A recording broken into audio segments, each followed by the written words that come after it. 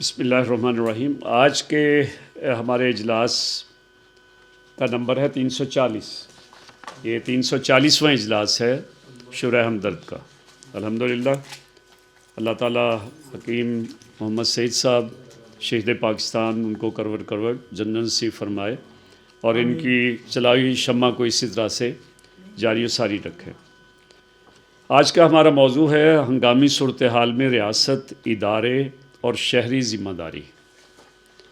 بنیادی طور پہ یہ سانحہ گل پلازہ کراچی اور اس کے بعد پھر لاہور میں جو 2 سانحات ہوئے اور اس کے بعد اب جو بلوچستان کے اندر، تو یہ مختلف سانحات پہ سانحات جو ہے وہ چل رہے ہیں۔ تو یہی بنیادی طور پہ کراچی کا گل پلازہ کا جو سانحہ ہوا ہے اس کے تناظر میں تو محترمہ سعدیہ راشد صاحبہ کا جو پیغام اس حوالے سے ہے کہ ہنگامی حالات، چاہے وہ آتش زدگی ہو، قدرتی آفات یا صنعتی حادثات، محض وقتی واقعات نہیں ہوتے بلکہ ہمارے اجتماعی نظام، منصوبہ بندی اور ذمہ داری کے معیار کو آشکار کرتے ہیں۔ ایسے مواقع پہ ہونے والے جانی و مالی نقصان ایک بنیادی سوال جو ہے اس سے جنم پاتا ہے، کیا ہم واقعی ان حالات کے لیے تیار ہیں؟ یہ ایک تلخ حقیقت ہے کہ ہمارے معاشرے میں بحران کے بعد تو گفتگو ہوتی ہے، مگر اس سے قبل پیش بندی، تربیت، احتیاطی اقدامات کو مطلوبہ اہمیت نہیں دی جاتی۔ نتیجتاً بحران کی صورت میں ہم ذمہ داری کے تعین کی بجائے الزام تراشی کا شکار ہو جاتے ہیں۔ حالانکہ زیادہ تر صورتوں میں یہ مشترکہ ناکامی ہوتی ہے۔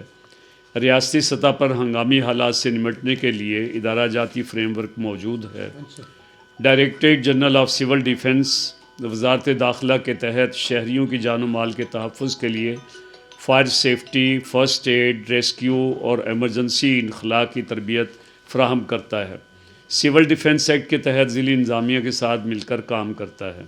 تاہم سوال یہ ہے کہ کیا صرف اداروں کی موجودگی کافی ہے یا اس کے ساتھ سماجی شعور اور شہری ذمہ داری اور سرکاری و نجی شعبوں کے باہمی اشتراک کو بھی مضبوط بنانا ناگزیر ہے۔ اس ضمن میں ادارہ جاتی ہم آہنگی، تعلیمی و سماجی شمولیت اور مستقل عوامی تربیت جیسے پہلو خصوصی طور پہ توجہ کے متقاضی ہیں۔ ہنگامی حالات میں ہونے والے نقصان ہمیں بحیثیت قوم خود احتسابی پر مجبور کرتے ہیں۔